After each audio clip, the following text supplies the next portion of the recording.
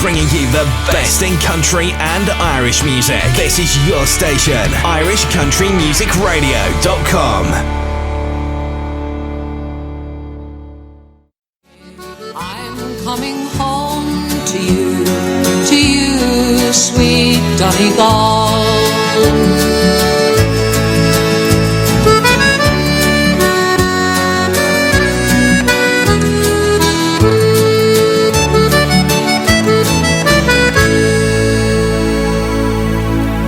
Now, there you have it, folks. That is, of course, Miss Margo O'Donnell. Yes, how was I getting mixed up here? But anyway, I'm just so excited. Margo is on the line, and I am about to have a chat with a legend. Are you there, Margo? Absolutely, I'm right here. Well, it's great to have you on board, Margo. It's great to have you on board. Thank you for having me on. Yeah, lovely to talk to you.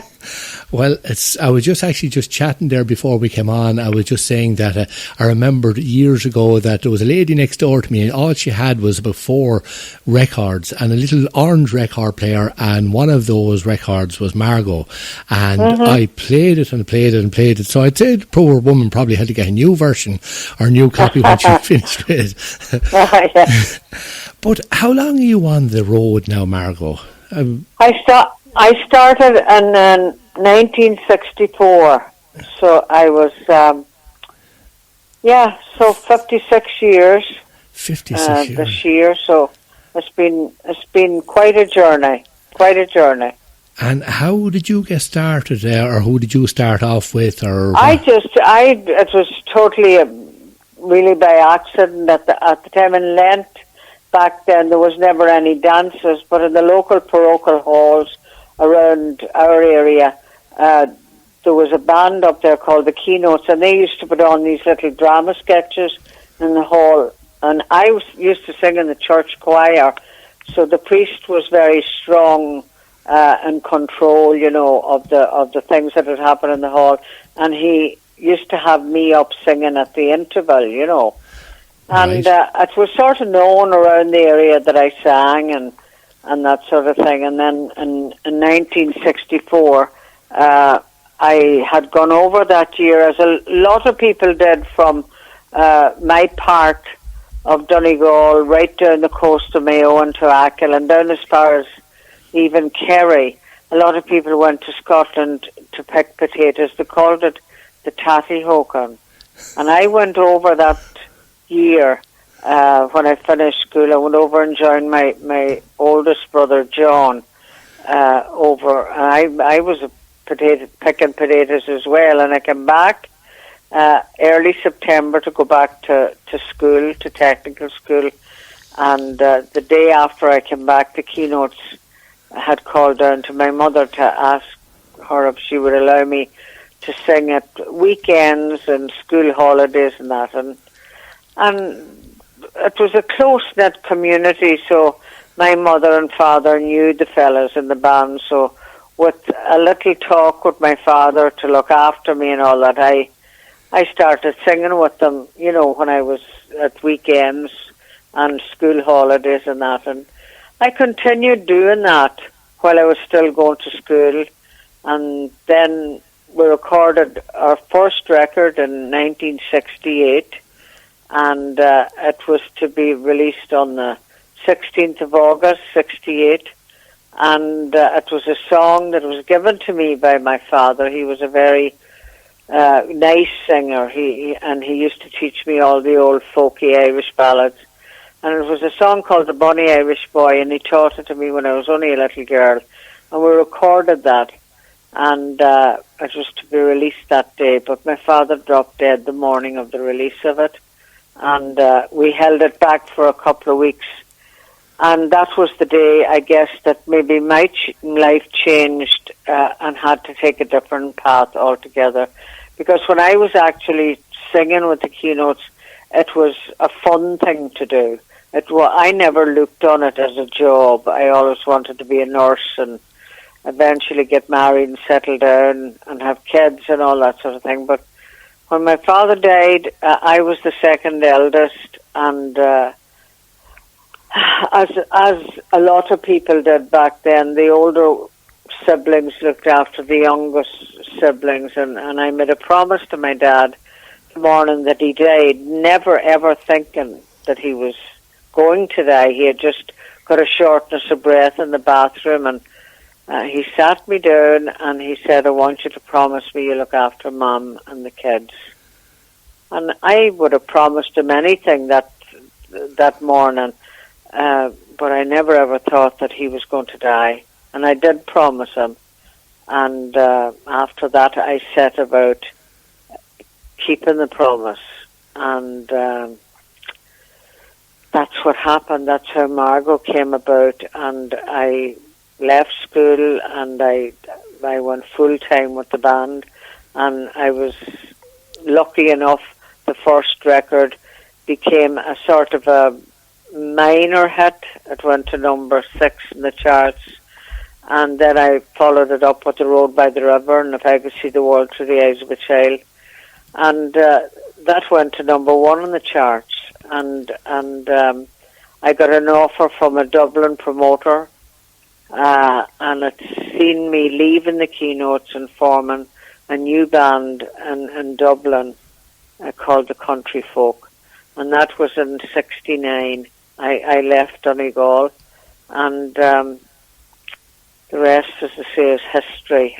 I went on the Late Late Show then in 1969, and everything just exploded. It really all went over my head, because I was offered at that time £100 a week, and I would be able to look after my mother and my brothers and sister.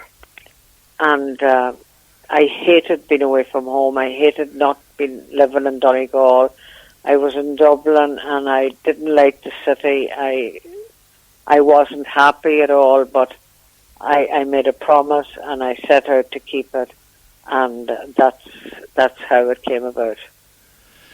Well, I tell you, you really made it when you made it as such, like, you know, because as far as I remember anyway, now, as I say, I was only a brave chap at the time, but I remember Margo being on the Late Late. I remember all that sort of, you know, I mean, because you weren't only on it once, like, I mean, you kind of went on a number of different times, of course, with Gabo.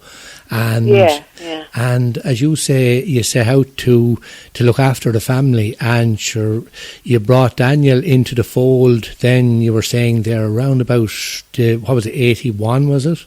Yeah. Daniel came into the band with me, and I could see, you know, that there was something there. It was at a kind of a lull time in the music business, but I did see that he used to come out and sing a couple of songs with me, and I featured him on his own as well, and tried with all my might to make him hate the business that I was in. I didn't want Daniel to do what I did. It was a rough life. It was a tough life, and I had met a lot of bad people along the way. I met an awful lot of good people in the audiences that came to see us, but at the helm of the music industry, I had met a lot of con men, and life wasn't as easy as it seemed to be.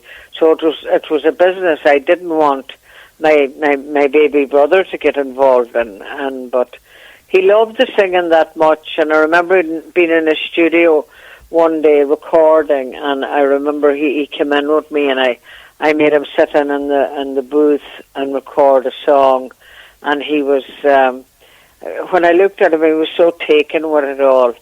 And then he recorded his first single, My Donegal Shore, which Stand Beside Me on the flip side of it. And he asked me, you know, of the two songs, what did I think he should release as the A-side? And I had no hesitation at all in saying My Donegal Shore. And I could see that he had something that a lot of people didn't have, and the people loved him. So that's another part of the story. So Daniel's done very well. I'm so proud of him. Well, he's definitely, like, sure, he'd be kind of the king of the country music, much the same as you there's only one king. That was Big Tom. Big Tom, yeah, Big Tom. He was the only king. There'll never be another king to take that man's reign. No, and Big Tom and yourself were you were huge friends as well, like. Yeah, we were. I was ever so close to Tom and Rose, and he was truly, I really mean it, he was truly the Johnny Cash of Ireland. He was the king of country, and, you know, no matter who you would ask, nobody will ever fill that void that was there when he'd passed away. Yeah, because Big Tom kind of brought a whole sort of showbiz. Because I remember hearing years ago, someone was, you know, they were chatting to Tom, and seemingly, you know, it used to be a case of, you know, when the star said, like, if your Big Tom had arrived, he'd start putting up gear and all that, like. But Tom, because, you know, I mean, it didn't look as professional or as showbiz. Tom used to actually let the boys set up the gear, then he'd arrive out in the outfit, you know, I mean, you know, in the stage gear, and it added a whole. It was like Elvis arriving into town, you know. He really brought a whole showbiz element to the music, like, and sure, he was a sort of a forerunner for every, you know, anyone in country music in Ireland. A kind of Tom was the man that a kind of. Well, Tom was very down to earth. You know, Tom never looked on himself as a star in any field. He was very in line with the common man, and loved his audience as I do, and I respect them from the bottom of my heart. And if you do that, the people will, you know, always stand by you, and they did with Big Tom, and they do with me, and I never lose sight of the reason that we make it. And the reason that we make it is because of the people. Let us not be under any illusion about that. And the day that you forget that, then it's over. Well, that's it, like me, because it's always been said about yourself and like me and Tom, and of course Daniel as well. Like me, that if the crowd were there, if there was enough, I mean, if there was a queue there at 5 o'clock in the morning looking for autographs, you're still there signing. You know, yeah. I mean, that's, and, you know, people love to be able to come up and have a chat, and the fact that you would remember, say, their name, or that, yeah, you know, it's very important. It's very important to, you know, to treat the people with respect. It really is, and it's easy to do it. It's easy to be nice to people, because the people that come to hear our kind of music are genuinely wonderful, wonderful people. They really and truly are, and I love them. I love them so much. I really do. And they've stood by me through thick and thin. And of course, you weren't limited, of course, to Ireland either. You made your way stateside a number of times as well, didn't you? Like, yeah. Oh God, yeah. I mean, I did quite an awful lot of tours of America, and in the beginning would have toured just the Irish, more sort of the Irish cities and the Irish venues in those cities, like New York, Boston, Chicago, Philadelphia, Detroit, San Francisco, and it was all sort of Irish places that we would have played first. But then, and you know, later years then, I made my way to Nashville, as an awful lot of people did, and I got to know all the grand ladies of the Opry, sang on the Opry, which was wonderful. And if somebody were to tell you, you know, when I started out, that I would go and I would become friends with the people out there, and, you know, the ladies of the Grand Ole Opry, I wouldn't have even believed it. And then I became friends through Dolly's family with Dolly, and 1996 I recorded an album with Dolly, and that was out in her studio in Nashville, and it was all her family that took part in the recording, and we had wonderful times, and Dolly was wonderful, and she's wonderful to this day. So the business, I have an awful lot of wonderful memories, you know, that I'll take with me till the day I die. They're wonderful, and I met wonderful people. Maybe not in the management end of the business, but certainly as the singers go, I really met some gems, and the people the people themselves were wonderful. And is there any of the the American country singers that you would have liked to work with that you didn't get a chance to, or that it didn't work out, or whatever? Would there be any? Well, no, actually, I recorded with all the grand ladies of the Opry: Jean Shepherd, Jeannie Pruitt, Skeeter Davis, John Howard, Connie Smith, Lynn Anderson. I was very, very close friends with Lynn's mother, Liz Anderson, who wrote the songs for Merle Haggard, like The Fugitive and all those songs. So, no, I achieved everything and meeting people and recording with people that I wanted to. I've achieved everything that I wanted to do, and anything else that I get from now on is totally just a bonus in my career. But no, I have no great wishes to sing with anybody else or anything like that. I've just achieved. I'm very grateful to God for what He has given to me, and I'm grateful for the wonderful people that follow me. And you were mentioning Dolly there a few minutes ago. Like, Dolly, is she she just comes across as this great character, great stories, great everything. Like, she just, you see her, she's able to act in films. Like, just one of my favourite films, she has such a turn of phrase, and she's able to, much the same as yourself, actually. Dolly is, first and foremost, she's a wonderful human being. She really is, and if Dolly says she'll do something, she certainly does do it. And she's mega talented. She really is. Everybody could be there, but when Dolly walks in, she raises the bar. She's an icon, and she's all I can say about her. She's been a great friend to me, and I'm honoured to be able to say she's my friend. Well, I'm sure she's saying the very same, because I don't know anything about that, but I just know she's always been kind to me. Yeah, no, she would be legendary now, it has to be said. Dolly, as you say, she's mega talented. Films, she's Elf Star in films, writes songs, sings songs, and she still looks as good today as what she did back, much the same as yourself as well. We'd nearly have, yourself and Dolly are nearly kind of, well, except for the fact that she'd have the blonde hair and everything else, but both of you would be legends, especially over this side of the water. That you'd everywhere, if you mention, there's not many people say the name Dolly, and you don't even have to put Parton after it. And if you say Margo, everyone knows who Margo is. You don't have to put O'Donnell behind it. It's just... Well, no, yeah. And it's lovely. Those kind of things are very special. Now, I tell you, I have a load of people after sending in messages here, Margo, and I'm just wondering, and you know yourself, at the moment, people can't get to concerts, they can't get to dances or whatever, and they just love to be able to say hello to their favourite artists and that. And I was just wondering, would you mind, if I just mention out a few names, would you mind saying hello to those people? Because, as I said, they're huge fans of yours.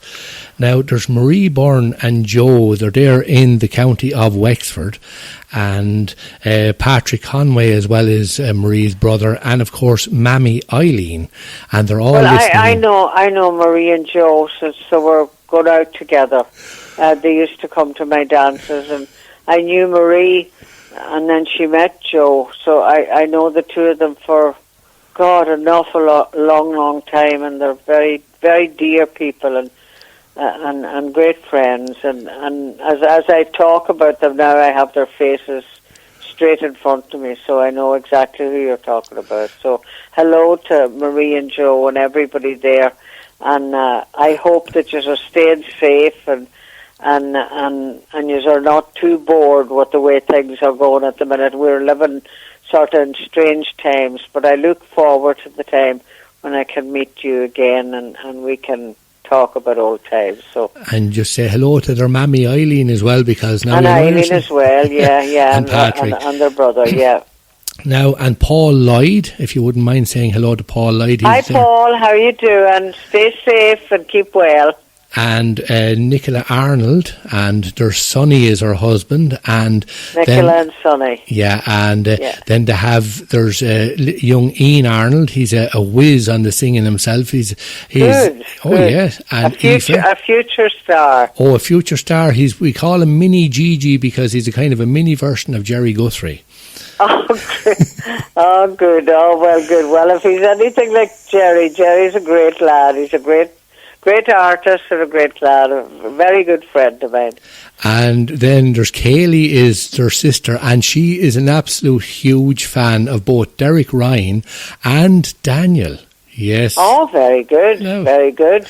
Good taste that girl has. Oh, she's great taste, hasn't she? She surely has. Yeah, absolutely. And Maureen Burke is in Leitrim, and she just wants to say hello to you. Hi, Maureen. How you doing? Stay safe and keep well. And Ron Hinsley is there. He's in Wolverhampton over there in England.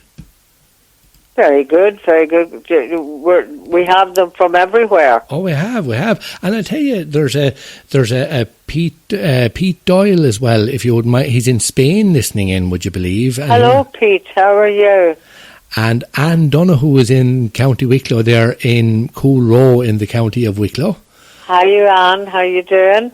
And now I'm sure you'll remember who these people are.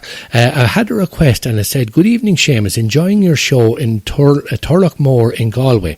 Would just like to say a big hello to your guest tonight. My maiden name was Margaret Murphy from Glenamaddy, and I was the lead singer and bass player." Murphy and the Swallows. Yeah, exactly.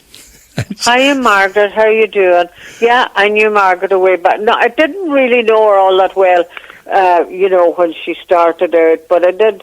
I used to listen to her, all the time singing, and I remember Margaret and the Swallows very, very, very well.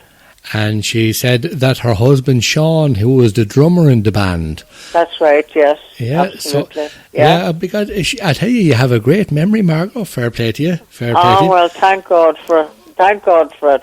Now, and I tell you, JP here on the station, JP McNeilis. Now, his late uncle Peter McNeilis was in the Four Seasons in Monaghan, and he was he was wondering, would you have remembered Peter? Of course I do. Yeah, of course I do. I knew him. I knew him very, very well. I absolutely did. Well, JP I'll be delighted to hear that. Now, if you wouldn't mind saying hello to JP, he's one of Hiya, JP. How are you doing? And of course, Pat Garrett. Now, rumour has it that Pat Garrett here on the station, he's the boss man on the station, but he has a sort of a shrine, and I believe he has posters of yours all over the bedroom wall and all at home. I tell you, he's my kind of man. Definitely fit that. If that's the case, as you, yeah. I'm getting along in the tooth now to be a pin-up, but anyway, I appreciate anything like that. And if you wouldn't mind saying hello to me own mammy as well, Nellie Long. She's hiya, Nellie. How are you doing? How are you? And I have my sister Teresa is listening in as well, Teresa Evans. Teresa. Yeah, and I've now she's my favourite niece. Now the fact that I only have the one niece doesn't come into it. She's still my favourite niece, and her name is Elaine. And what's your niece's name? Elaine. Hi, Elaine. What age is Elaine? Elaine is she'd be 15 now in July. Would you believe? Lovely age. Her whole life in front of her. Yeah, and she's as bold as brass. Would you believe that now? No, I don't believe that. And she has a brother, Patrick, there as well. So if Patrick, very good. Now, but anyway, thanks a million. As I say, it's absolutely not at all, after Seamus, making my day. And keep playing the music, and I appreciate all the airplay, and thank you for having me on, and say hello to everybody out there that knows me and that I know, and even the people I don't know. Stay safe and keep hopeful, and we will all meet again when all these strange times are over. This will be a... Go ahead, sorry.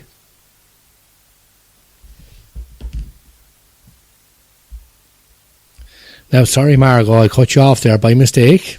No bother. Yeah, you were saying there anyway. I was just saying we will all meet again, and I will sing for you all again.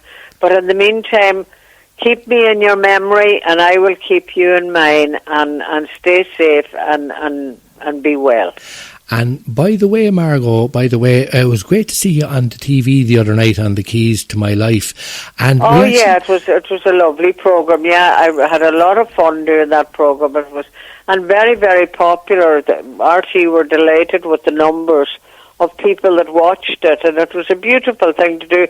Now, we actually, if we were to put everything in that we filmed, it would have lasted about 4 or 5 hours, but they edited it down well, and everybody seemed to enjoy it, and my thanks to Brendan Courtney. He was absolutely wonderful. So, and before I go, and I must say this, I want to say thank you to all the nurses and the doctors and the carers and everybody that's out there putting their lives on the line for everybody that's sick. I mean, my hat goes off to them all, and God bless all of them. Oh, it's great. They're doing great work there. All the frontline staff are. Absolutely. And actually, by the way, on that TV show as well, we were very, very proud. I'll tell you, we were dead chuffed when we saw your mantelpiece, and the dresser, and now both of them, I could see that there was steel reinforcement going on underneath with all the different awards you've received over the years. But pride of place, we noticed, was the ICMR award from about 5 years ago, and we were That's right, yeah. Oh, they're all there, and one of them is as important as the other. They really are, and I thank you for the award. I appreciate it at the time, and it deserves its place. There's a room full of awards in there, and Shirley, the girl that did it all up for me, is very proud of the job she's done, and I'm delighted with it. Now, I can walk into the room, and I can, when I look at the awards, I can, I remember where I got them, and it brings back memories of my whole career. So thank you for the award, and it deserves the place that it's in. And a big thank you there to Shirley as well. You mentioned Shirley. Shirley was a great help to me in setting up this interview. So a million thanks to Shirley there. Yeah, she's a great thank you. And thank you, Seamus, for having me on. No problem at all, Margo. No problem at all. And thanks a million for coming on with us. All right. Okay. God bless. And we're going to finish off here with this one. This is Margo and country music. Thank you, Margo. Thank you very much. God bless.